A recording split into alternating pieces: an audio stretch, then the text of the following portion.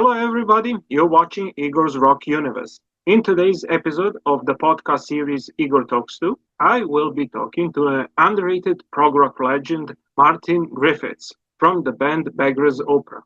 Hello, Mr. Griffiths, and welcome to Hello. our podcast. Please call me Martin. Oh, Please call me my Martin. pleasure. Yeah. My pleasure. Well, Martin, now many many fans of the true British prog rock of the 70s will know your name and the band Beggars Opera. For me, it's one of the most underrated British rock bands from the early 70s because the others at that time, like Emerson, Lake and Palmer, and Yes, and Genesis, were more popular, and the competition was stiff. So, Yeah. can you please tell us more about the early beginnings of Beggars Opera? Yes. Well, it all happens in Glasgow, in Scotland. And a little bit before that, I also went to school in Glasgow. I went into my secondary school there, and there I met Ricky Gardner, who became the guitarist later on, and Marshall Erskine, who became the bass guitarist. And we were all at school together. And we had the school group called the System, and everything was great, and we enjoyed it very much. It was not the easiest of times in Glasgow at that time. The 1960s were hard times. It's an industrial city, shipbuilding, but shipbuilding was on the decrease, and there was a lot of gang warfare, and it was not easy, but somehow it was a great place to make music, and we loved it. But then my parents moved down to Windsor, which is near London, and I had to go with them. I was only 17 at the time, and I moved down with them. And then Ricky and Marshall came down to London to work, and we got in contact again. And they said, "Hey, Martin, what do you think? Should be good to do another group together, And I thought, well, why not? Yeah, let's do it.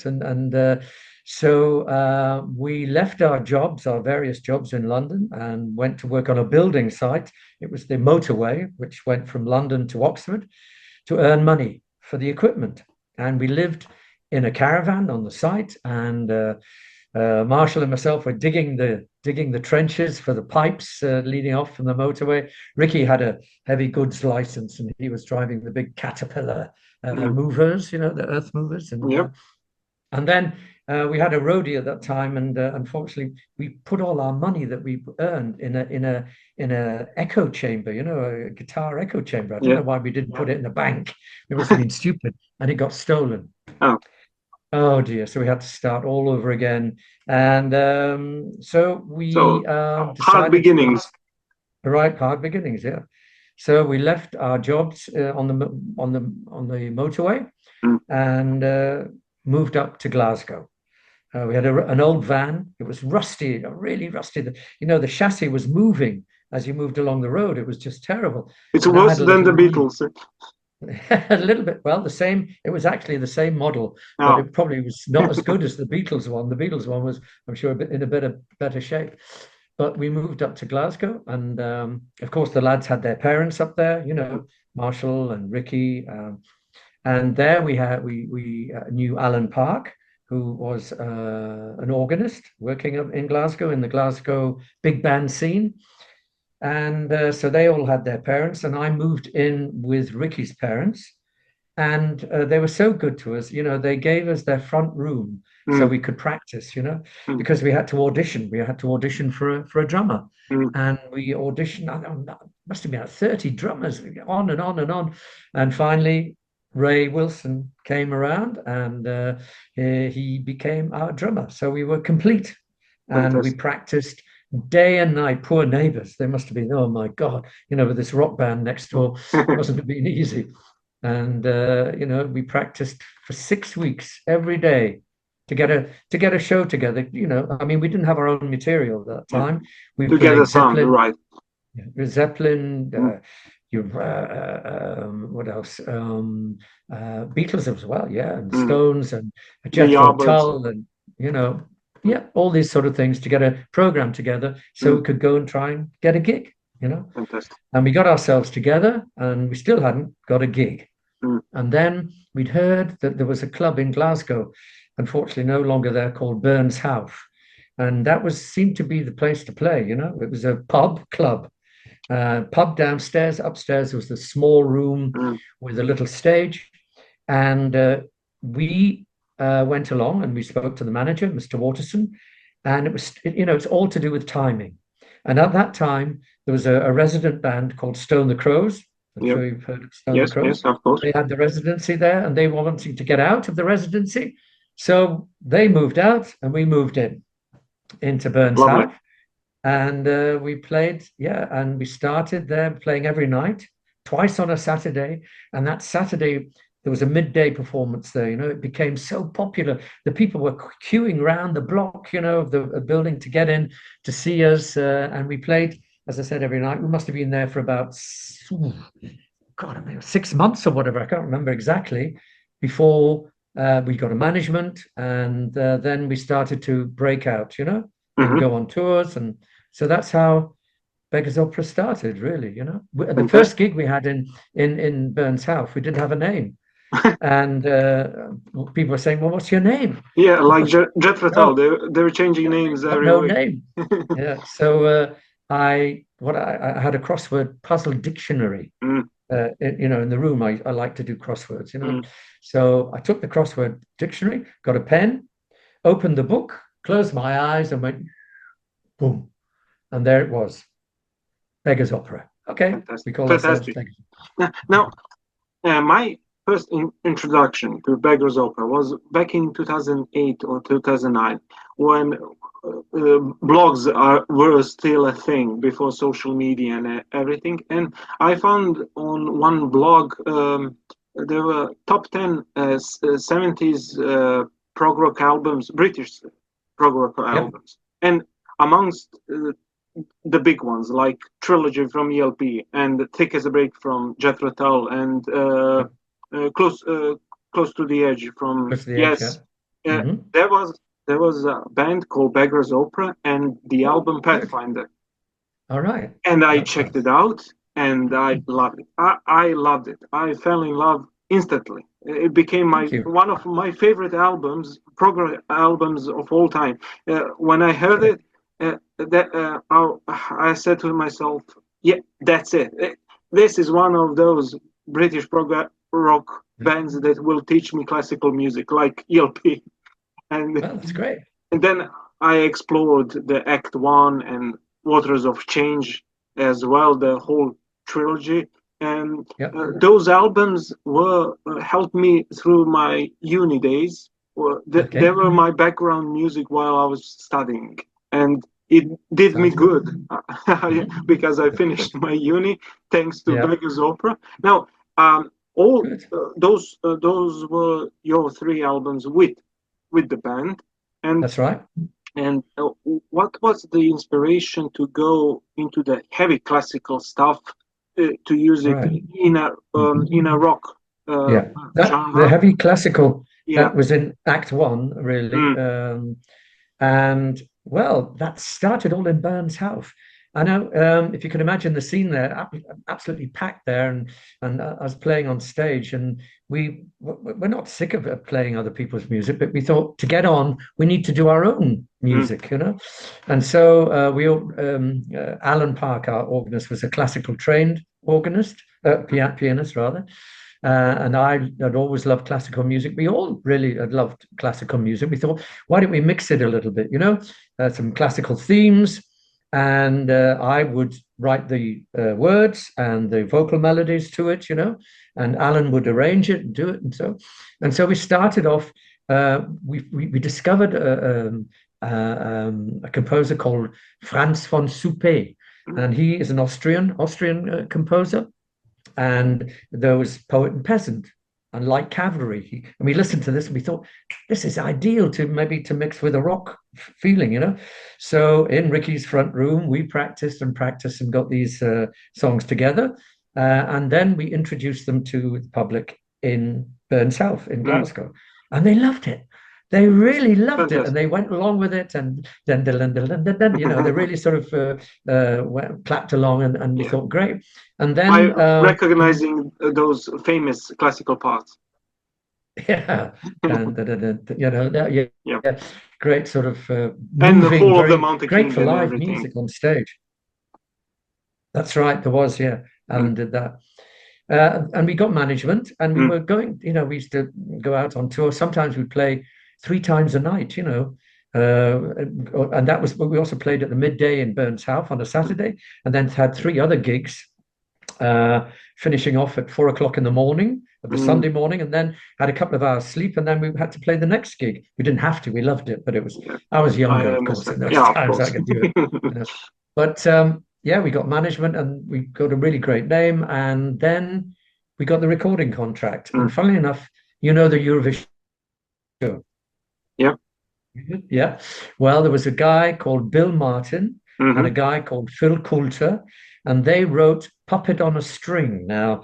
And congratulations, Yeah, da da I da had it. da da, I had it. by Cliff Yeah. Richard. Yeah. And they were, but they hadn't never ever done any progressive music or anything. It was all pop hits, but they were Yeah. very, very well in the scene and were also wealthy. And they put us onto contract with Vertigo Records. And we were then on our way, and we went into the studio with Delane Lee Studio in London with the with Where's the Martin big Birch. ones Well, recorded, Deep like Deep Purple, Purple and Uriah Heep Deep and Purple. And the engineer of Deep Purple was Martin Birch. Martin Birch? Yes. He's unfortunately no longer with us. Yeah, But, sadly. yeah, he was the engineer on Act One for us, Fantastic. And we were only 3 days in the studio. When you think about it, how long some groups record in the studios. We did everything in 3 days. I remember going into the studio, and they said, right, build to the group, build your equipment up as if it's a live performance. Martin, you don't do anything. Just stand in front of the group and we'll record the group, and you can sing. We won't record your voice. But and so I did it just to keep, because I used to conduct, I was the conductor, and I kept everything in time. And so we did that. So on the first day, we recorded all the instruments. On the second day, we recorded my voice and the fill-ins. And on the third day, Martin mixed it, and that was it.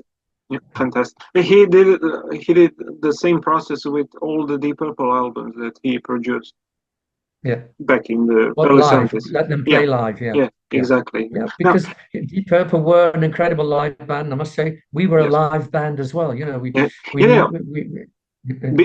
Because of Deep Purple and John Lord and Keith Emerson from ELP, of course, I fell in love with Beggars Opera. You were the same for me, for my taste. Although you were not successful and famous as Purple and ELP, but musically and especially the production on those albums was amazing.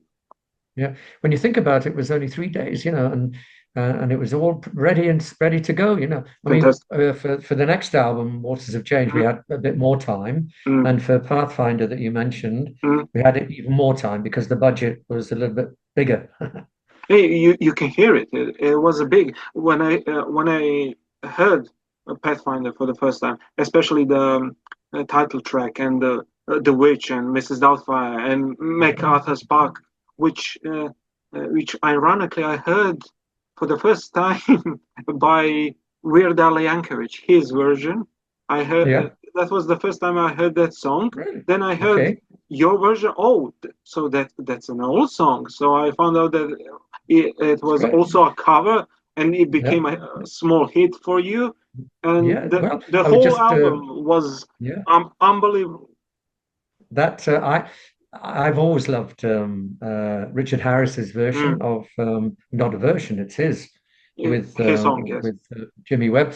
I've always loved that, and I always wanted to do it, and it took me a while to persuade the lads in the group to do it, because they thought so maybe not our style, because they were going into a little bit more hard rocky at that time.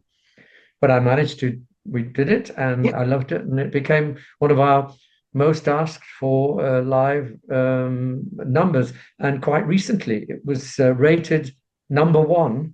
I saw that. All the versions. I saw that. I saw. Amazing. Fantastic. Now you were right, because songs like let me think, like Carnival or Sarabande. The Sarabande is like combining Black Sabbath with ELP in the same Yeah, song.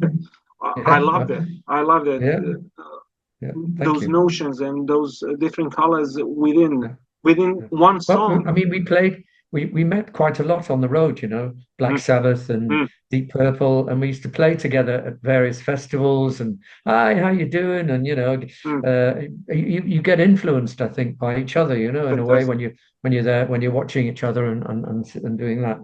Oh, continued exploring Beggars Opera as much as I could, at the same time I was starting to collect Beat Club DVDs, and on one of those DVDs in 1970 there was a band called Beggars Opera. Oh, I know them, and there was Raymond's Road from All Beat right. Club.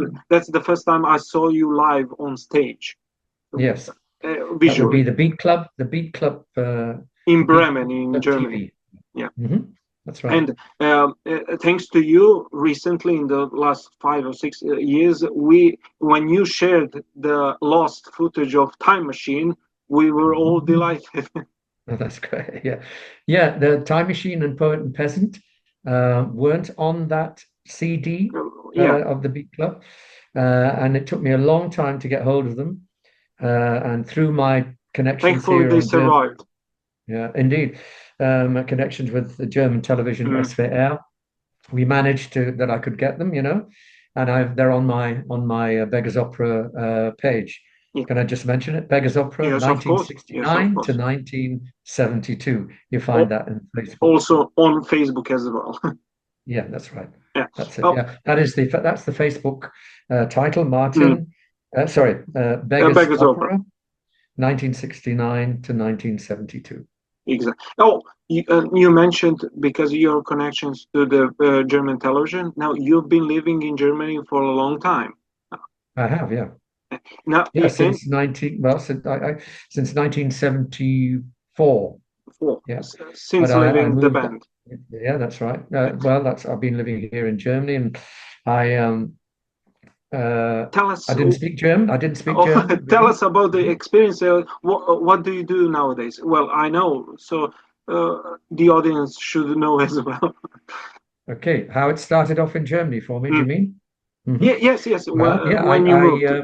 yeah, I left Beggars Opera. I left Mm, Beggars Opera in May of 1972. mm, I am a singer, Igor, yeah. and it was getting more and more instrumental, and long instrumentals. I mean, I thought they're great instrumentalists, Mm, but I am a singer and I need to sing and I want to sing, and it wasn't going that way. And also the style of music was changing a lot, and I had a little bit of health problem at that time, mm, and so I finished a European tour, and there was some time space there, and I told them actually before we left on this European tour that I was going to leave, that they had enough time to find somebody else. mm, So I left the band. I was really disillusioned with the pop business or the rock business or the whatever the business, the music business.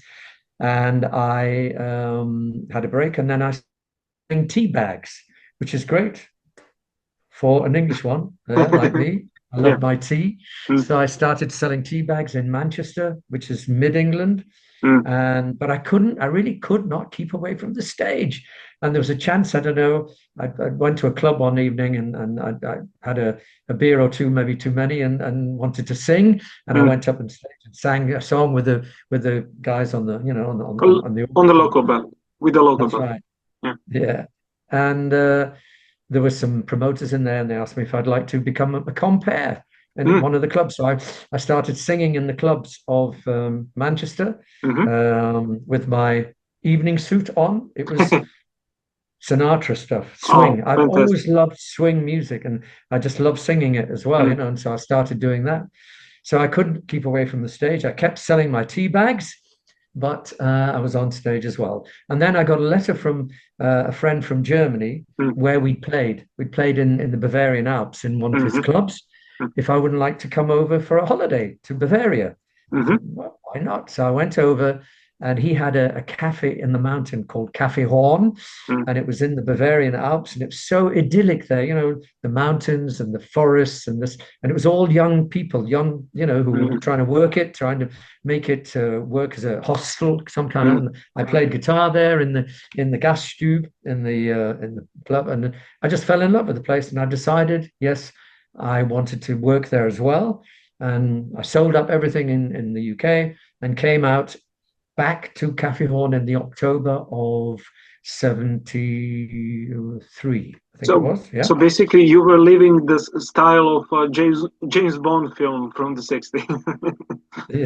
Yeah, I was in a way with my suit and everything, but of course I didn't wear that up in the mountains. Yeah. But, yeah, and it was great. I loved it. I stayed there for about 6 months. And during that time, I don't know if you've heard of a group called Can. Have you heard from? Yes, of course. German krautrock. Yeah, prog krautrock.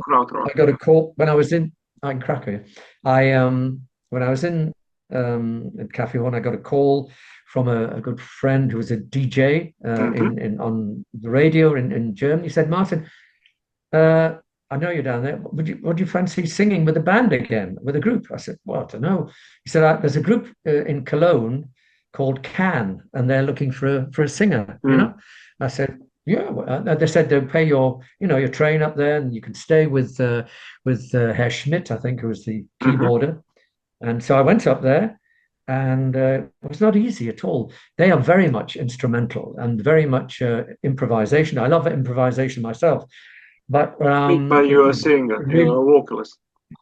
Yeah, and I'm a singer. Yeah, that's right. And it was difficult to get in there to work with them, and they practiced in this old theater, in Cologne. And I was just sitting around. Nobody said, "Come on, can you do something?" So I just walked on stage and started to sing "Somewhere Over the Rainbow There Lies," the old Judy Garland song. I love that song, but and they thought it was great, and they asked me if I'd like to join, but I'd already decided this. Wasn't for me, So I returned back to the mountains, and stayed another couple of months, and then eventually ended up in Mannheim and started then to do supporting act, with my guitar, and I supported bands like Brian Auger, or Sabisa, Klaus Doldinger, German jazz exception, Golden Earring. Lots of big name rock bands at the time, and so I used to open up. And have you ever heard of a French band called Ange? No. Ange. I have. No, have a look. In 1977, I did a tour of France with them. Like a support. I couldn't believe it. But a support, yeah. I was part of it, really, in a way. And we played in the Palais de Sport in Paris, and huge amounts of people. They were really well known. I didn't realize that they were well known, but yeah, so then I started, and that's how I got living in Germany. And then I got my recording contract in Germany by Ralph Siegel, who was also to do with the Eurovision Song Contest. Eurovision was big in Germany as well. Yeah. And but I'm now talking about the disco era. You only could do disco. Discos were cropping up everywhere, and it was the music of the time was disco. It was Saturday Night Fever, the John Travolta and the whole thing. And if you didn't do disco, you didn't work. So I did disco. So yeah, basically, I did 3 disco singles. I did "Sitting on the Dock of the Bay," Otis Redding number, and Israelites, Desmond Decker, and then of course it just suddenly finished with the disco. It just stopped. It was over, and so then But anyway, we're still talking about that. Nowadays you work in a museum, if I'm correct. Not at that time. No, I was. No. Nowadays. Nowadays, I am, but I'm still doing music. Heidelberg. I can see Heidelberg just a little bit from here. Heidelberg Castle. It's a ruin. It's a beautiful ruin, but it's a ruin. It's got so much history there. It's got a bit of Scottish history into it as well, because in 1613, I'm now my Schlossführer. I'm now my castle guide. Elizabeth Stuart, who was a Scottish princess, lived there with Friedrich von der Pfalz. He was an elector at that time, 1613. So there's a Scottish connection over there. And I was interested and I wanted Combined to know heritage. more. Pardon? Combined heritage.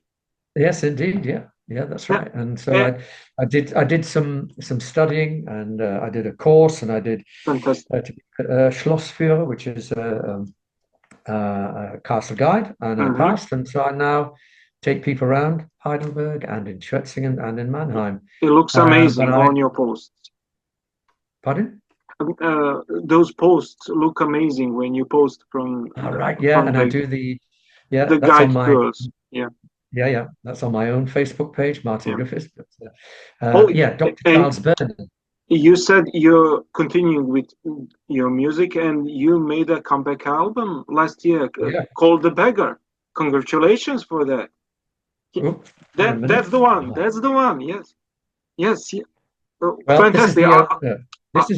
This is the CD. Yeah. This is the CD, and this is a double album. Mm-hmm.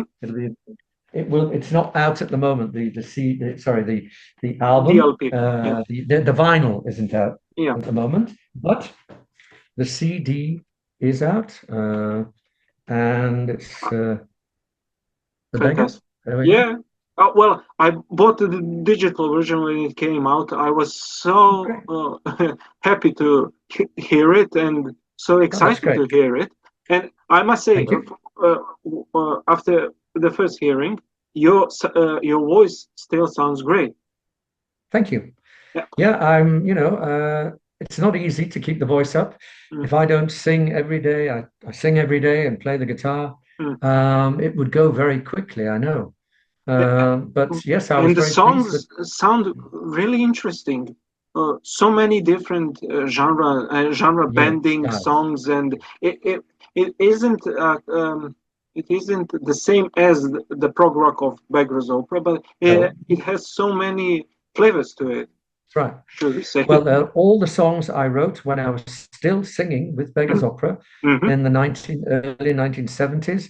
Vertigo were thinking about a solo album at that time, and so I started thinking about songs, and then I left Beggars Opera, and so that it went, with Vertigo. But I love swing. I've already mentioned Frank Sinatra. Yes. I love country. I love rock. I love progressive rock. I love ballads. I love Beatles. I love Latin American. I love all these things, and the songs on the Beggar are a mixture of all these. There is progressive rock on it. I think there is. There is everything. Four Seasons, and Hear Me Calling.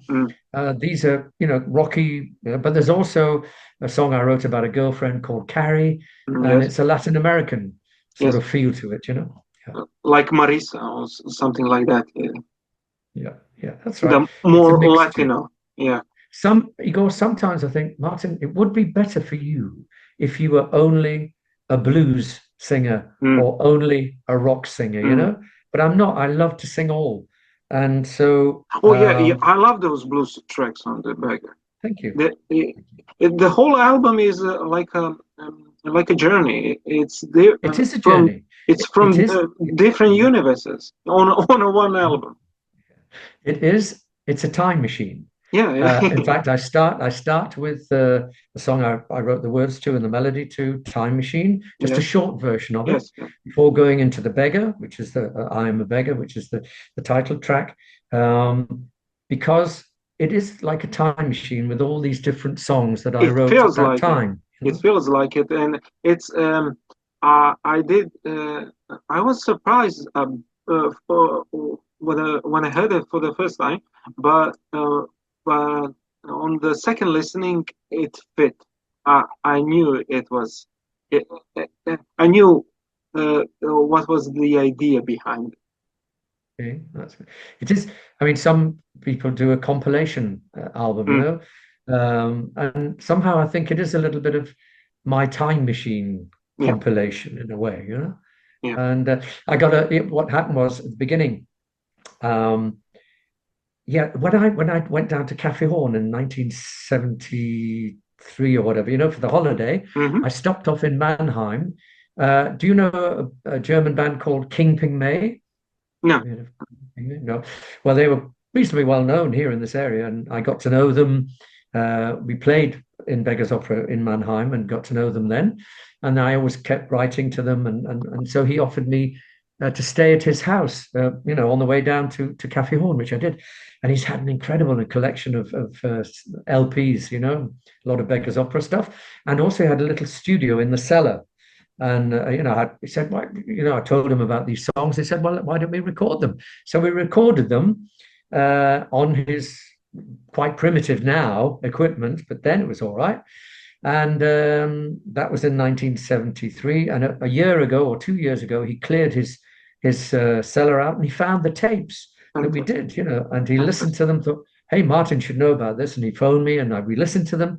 And then with my friend Maxi Sator, who is also a keyboarder and singer, we thought, well, why don't we do it again? So we did them again as demos. We didn't have anything about recording really, but anyway, and they sounded really good. But we thought we need a rock band on some of these songs. So my son Philip, he has got a band called Alias I. Mm-hmm. He has a rock band called Alias I, and also Poor Genetic Material, which is another. It's a very progressive rock band as well. He's also a doctor of philosophy, and Fantastic. he is he's at the Mannheim University here. But he loves so many music as well, just as I do. And he said, "Look, Dad, if you need a rock band, why not us?" And I thought, well, that's a good idea. So we started to practice these songs with a rock band, and they worked out so well, and the band liked them so much that we thought, right, we'll make the whole album with the band. And we did. And then we got it mixed by a very good mixer, and then we went into a studio here nearby in a very good studio to have it mastered. And that's the story of the Beggar. Thank you so much. Oh, thank you so much. Because we are running out of time. Okay, sadly, but I hope you will be our guest once again. I'd love to come back here. Thank you. To talk if you make another album solo. Yeah. Fingers crossed. Thank you. Thank you so much for this interview. Can I just say, if of course you Bandcamp, we're on Martin Griffiths.bandcamp.com. I will leave the link in the description of the video. And then you can hear a free version and see, and then you can support us, hopefully. Thank you so much, Martin. Thank you, Igor. Thank you for and lovely to speak to you. Yeah. And I wish you all the very best with your future plans as well. Thank you. You have been watching podcast series Igor Talks To. See you next time, so stay tuned.